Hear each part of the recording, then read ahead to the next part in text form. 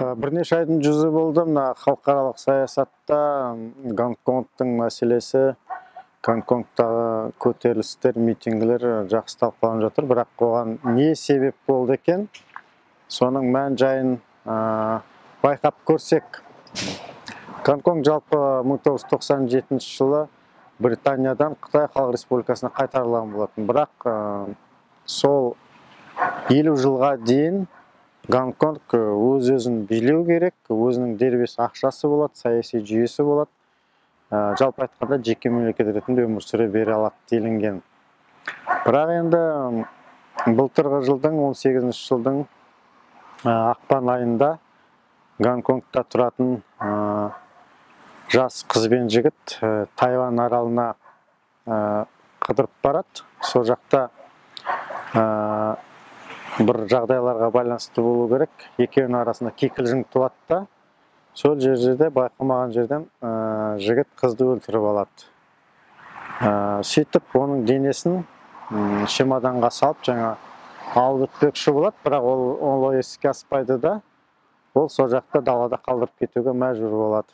Бірақ кейіннен Тайваньның үкіметі қылмысты ашып, жаңа Гонконгқа іздеу салады жаңа жігіттің артынан. Бұл жігіт Гонконгқа барғаннан кейін де ол адам өлтіргенмен ғана қылмыс шектеліп қоймайды. Ол Гонконгқа барғаннан кейін жаңағы өзінің дос қызының жаңағы бүкіл банктегі есепшоттарында ақшаларын өзіне аударып алады. Сөйтіп ол Гонконг Тайвань сұрау салғаннан кейін жаңа алады да жігітті ұстап, бірақ бұл жерде адам өлтіргендік жағынан емес, оны экономикалық қылмыстар үшін оны жаңағыдай түрмеге отырғызады. Бірақ бұл арада Тайвань талап қоя бастайды. Жаңағы қылмыс адам өлтіру болды негізгі. Сол себепті де жігітті Гонконг Қытай еліне қайтарып, Тайвань еліне қайтарып беру керек. Сөйтіп екеуінің ортасында кикілжің пайда болғаннан кейін, бұл әрине халықаралық кикілжің. Неге десеңіз, Тайвань аралы әлі өз-өзін жеке мемлекет ретінде есептейді. Оны әрине ресми Қытай мойындамайды. Сөйтіп екеуінің арасында келіспеушілік пайда болады. Бұл жерде айналып келгенде ресми Пекин екеуіне де жаңағындай арағайындық жасаған сияқты. Бір жағынан енді қалай дегенмен де жалпы Қытай мемлекетінің қожасы ретінде екеулерін айтады, жалпы бұл Қытай мемлекетінде болған қылмыс, сол үшін бұны бізге орталыққа Пекинге бересіңдер дейді. Сол жерде барлық тағдыр шешіледі, төрелігін тек қана біз айтамыз деген жаңағыдай үлкен талап қояды. Және бұйрық ретінде Қытайдың билігі, Қытай Халық Республикасының билігі ресми айтады. Әрине бұл әлбетте Тайваньға да, әсіресе Гонконг басшылығына ұнамайды, бірақ ресми түрде қайтарылғаннан кейін Гонконг Қытайға басшылық Қытай мемлекетінің басшылығына бағынғандай болады, бірақ бұл жергілікті халыққа ұнамайды. Сөйтіп біртіндеп халықтың наразылығы туады.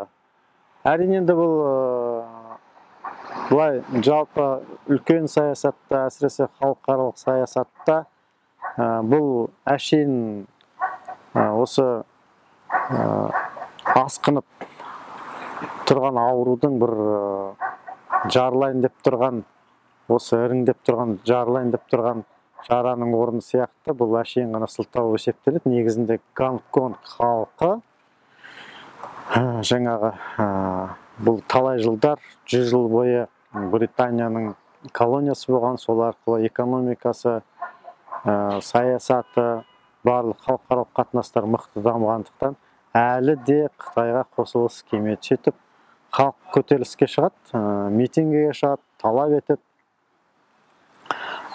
Сәйкесінше полиция халықты қудалайды. Бұл көріп жүрсеңіздер, білсеңіздер, Гонконгтағы көтерілісшілердің талаптары бірнеше айлап, жылдап қазір өтіп жатыр. Халық әрдайым көтеріледі, талап етеді. біз әлі ресми түрде толығымен Қытайға қосылған жоқпыз. Сол үшін бар мәселені тек қана өзімізде шешуіміз керек деп.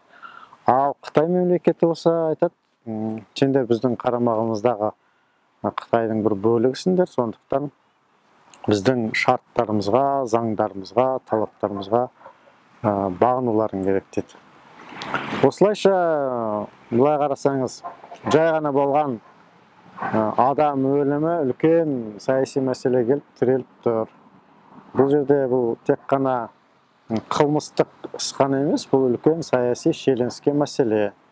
Неге десеңіздер, Гонконг ресми түрде Британиядан Қытайға қайтарылғанмен де, оның жергілікті халқы әлі орталық Пекинді мойындамайды, қосылғысы келмейді.